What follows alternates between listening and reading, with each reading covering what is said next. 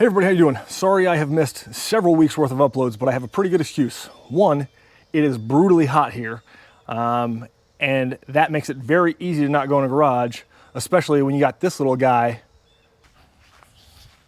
What you doing, little man? Oh, say hello. Come here, buddy. Everybody, this is Oscar. So we got Oscar to be a little buddy for Hugo, and he is still very, very young. I think we just turned 10 weeks. So he's been eating up a ton of my time and attention. And like I said, when it's hot outside, it's really easy to not go in the garage. But I got something special. There you go, guys. Oh, there you go.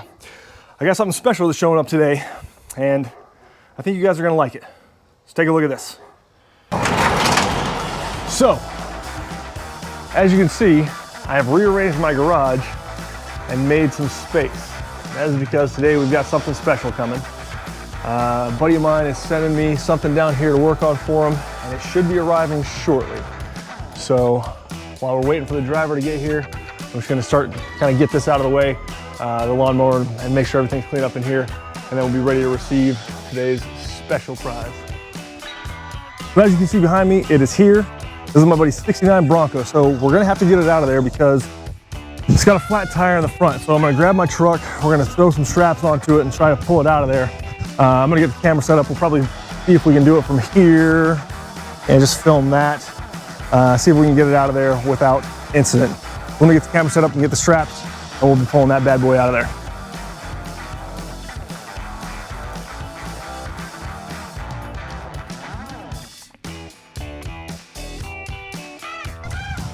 Okay, so we're able to get it unloaded, but as you can see, it is rolling on a flat wheel, or flat tire right now. So I've got some spares in the garage. I think I'm gonna go ahead and try to switch these out. And make sure there's no lugs on there. All right, cool. So I've got a spare set. I was thinking about just taking it and towing it around and pulling it in there backwards, but I think it'll probably be easier to just change this wheel out rather than trying to drag it around on a bum wheel. Other than that, the immediate problems we need to fix: the driver's door doesn't open, so that'll be priority one, because my fat ass is not trying to crawl over that every time I need to get here. And then the real reason it came down here is because we can't get it to start. I ran up to DC to see if I can get it to crank, and we get it to run on starter fluid with some vacuum ports plugged. And so I'm thinking either the carb needs rebuilt or there's a massive vacuum leak in there somewhere. Either way, it wasn't something I was capable of fixing while I was up there in DC. And so my buddy, whose Bronco this is, one of my absolute best friends in the world, he is gonna trust me to do the work on it for him, which I truly appreciate. So I'm gonna crack into this, but first, like I said, let me change some wheels, see if I can get this thing rolling. And then once I can get it rolling, see if I can get it plugged back up in that space so I can work in some shade, because it is still reasonably warm down here, and my fair skin doesn't do well in the sun. So let me get those rolling and we will catch up in a minute. So my wife was kind enough to come out and help me with this one, so I didn't have to try to run back and forth between the truck and the Bronco. Got it pulled up, and if you're doing this, make sure you're pulling from a good solid point on the vehicle. I had axle wraps on this, or axle straps on this, so I was actually pulling from the axles, not the bumper.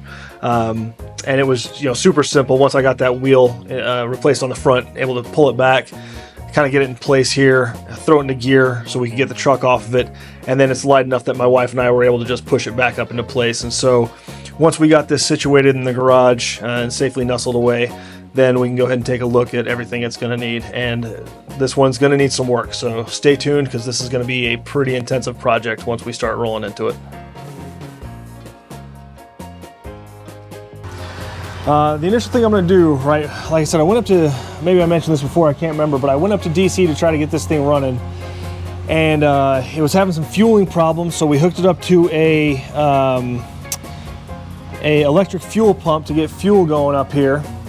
And so I know I was getting good fuel, I know I was getting spark, but I just wasn't getting, I was getting too much air, I think was the problem. So what I'm gonna go ahead and do is I'm gonna bring this, I've got a spare Holley 4-barrel and 4-barrel intake over there. So I'm gonna start by replacing the intake, taking this to a 4-barrel. And so I'm just looking at kind of what I'm gonna need to get. I'm gonna get a stud kit because it's just easier to deal with the intake manifold when you have intake studs. So I'll pull all this off,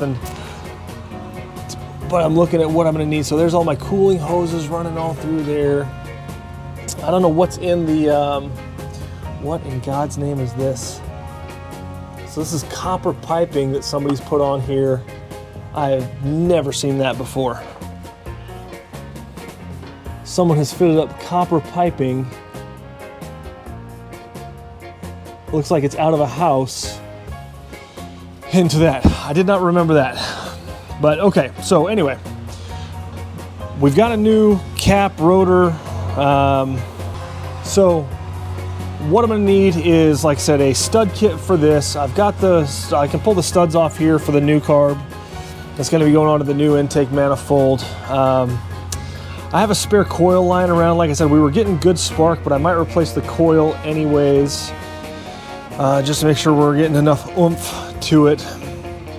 And then it's time to inventory and see what else we're gonna need. So the driver's door won't open. You can see there the thumb button is stuck. So what I'm gonna have to do is I'm gonna come in and I'm gonna pull this interior panel off.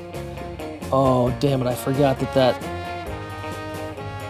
roll cage was gonna be in the way. Well, that's gonna make things a little trickier. But we're just gonna pull this interior panel off, and I should be able to get in and manually unlock or open the door. And then maybe order a new set of rods for the internals on that door. Then we'll probably need to look and see what the rest of this looks like. So it's gonna be a discussion between me and the guy who owns this about what he ultimately wants to do with this. I remember there being some damage. Let's see. Have I got a light on this? I don't. Let me grab a light. Hang on. Now, I'm sure some of you are wondering, why would I bring another project in when I'm still well in the middle of this Jeep? Well, twofold. One, hard for me to say no to a Bronco. Like I said before, this is a really good friend of mine, and I just love working on Broncos. So very difficult for me to say no to him. Grab this light. And number two, this thing is a completely different beast than I thought it was going to be at the outset. So as I'm trying to get my head around this Jeep project, I think the Bronco will be a good distraction, because I've still got to order the motor and everything for this one. And I don't know, it's just, I don't get as excited to work on this one as I do to work on Broncos. And maybe it's just because it's body work, you know? I'm in the middle of sanding this down and doing the first round of body work to get primer ready to go on, or the second round of epoxy primer, and it's hot and it's miserable and it's just not exciting. Oh, so let's see what we got going on here. Oh, that's right, I remember. Okay, so looks like, holy shit, that's right, I remember you. Okay, so as we're looking at this, we got a new floor pan in place, but the body mount section is not in there. So that little tunnel that runs, you can see it on this side, right? So this right here, this channel is what provides rigidity. So the floor pan mounts to this, and this is what provides the structural rigidity across the body for these body mounts. So it looks like there's new body mounts here. This is just disgusting and old. And then on this side, come with me, light. You can see it's tracking through there, and then you get to the other side here, and it's rotted out and gone. So what I remember them doing now, it's all coming back to me, is this. Oh, that's right. This piece right here goes up and through the floorboard and is welded to the dash, if I remember correctly. And essentially that piece is what is holding the body up and supporting it so the doors are flush and the doors will close. Oh man. So what that means is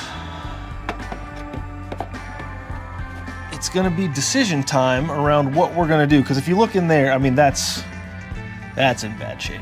That's rotted out. Up into the door pockets there. I mean, that's a piece of scrap metal that they put in to for those inner rockers there. Back here is just eaten up with cancer. That is in terrible shape. And you can see they patched it back there. Yeah, all eaten up with cancer in there. That's in terrible shape. Like a damn oil spill up there. That's looking rough. That's looking rough. The frame is just brutal. Looking like it's sat underwater. Down there. Oh yeah. That's right. I remember you two. Let's slide back here. Slide back and look at the frame rot back here. That's right.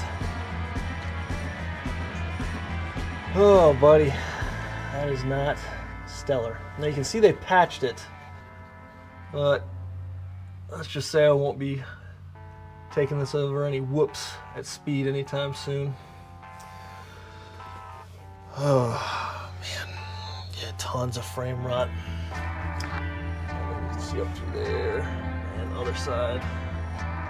We did put new leaf springs and a new suspension on this. So that's good. Body mounts back, that channel shot back here too. Oh man. Okay. Well, so looking at this now, like I said, what I need to do is get this door popped open, because my fat ass is not going to be crawling across from the passenger seat too many more times to get this thing where it needs to go. So I need to pop that open, figure out what that is, order the stud kit for the motor. I think everything back here works. Let me check and see. Yeah, that works. And tailgate pops. All right, so absolute worst case scenario, I can crawl in from the back if I have to. And then just boxes of parts, we'll figure out what all this is. Oh, damn, there's a spare tire. Cool. I went to put the new, take it to the tire shop to get a valve put in. And they told me because the tire was more than 10 years old, they wouldn't touch it. And so I was just gonna switch over to this other set of the Ford tires, wheels and tires that I have. And maybe I still will. But if I can just throw this spare back on there and deal with that, then I will deal with that. Yeah, I'll have to go through an inventory. I don't know what all this stuff is back here. There's just some things that I think, you know, this all tends to snowball. Anytime you're doing a project like this, and like I've told him, you know, everything you replace is going to reveal the weakness of whatever it took to, and that's going to mean that you're going to have to replace something else. And so I remember on the Bronco on mine, you know, it was floor pans led to rockers, led to striker posts, led to rear fenders, led to front fenders, you know, and it was just, at some point, it's this snowballing and cascading effect of, man, well, I'm going to spend this. Am I going to really put this next to that, you know, this nice piece of new next to a rusty piece of old and try to make it work? Or do I just fix it all while we're in here? And so that's the conversation he and I need to have. Like I said, I know we've already done the brakes. We upgraded to discs in the front, power disc brakes in the front, and so it stops good. Once I get it running, it'll go good. Because I do remember the motor was pretty strong when it was up and running, and so it pulled pretty well. And it's got a relatively fresh tune. You can see the new wires and spark plugs and everything in there, and so we'll do an oil change on it because I'm sure this has been sitting for a while. But yeah, it's just like I said, it's this snowballing thing of like, where do you choose to stop before it's, you know, it's a full-on, before you're here, before you're doing what's happening here, and you're like, well, Jesus, if I'm going to do the motor, then I'm going to do a custom paint job. If I'm going to do a custom paint job, I'm going to do custom interior. If I'm going to do custom interior, then I'm going to do, you know, re-gear everything. And it's just, like I said, it just snowballs. So I'm trying to keep this from turning into this, because I don't think that's what my buddy wants, unless he tells me that's what he wants, and then, man, the gloves come off and this will become a better version of that, you know, because I learned so much doing that one that I think I can take what I learned over there and apply it and build him a way better version over here. But, you know, in the parts list alone, when I ran him through what it would take to build that one today to do it to this, I think we're somewhere probably in the close to $30,000 range in just parts. Now, lucky for him, he's already got the V8 in it, so I wouldn't need to do the motor mounts and retrofit the cross members for the new transmission and adapters for the transfer case. And so there's some money to be saved in here. But, you know, like I said, it just does become a spiraling, well, you know, are we gonna patch this? Or are we gonna just put new inner fenders in? Or are we gonna, you know, smooth the firewall out? Or are we gonna, you know, so, but now that it's here, like I said, I'm gonna start tearing into it. But it's been a while since I've done a video, and I just wanted to get something out and start re-uploading again and get those muscles in the habit of re-uploading. I try to do it every Tuesday. I'm coming up on 100 subscribers, and thank you to everybody who's subscribed. That's super cool that there's 100 people out there who care what I'm saying and doing, and so thank you to everybody who's subscribed already.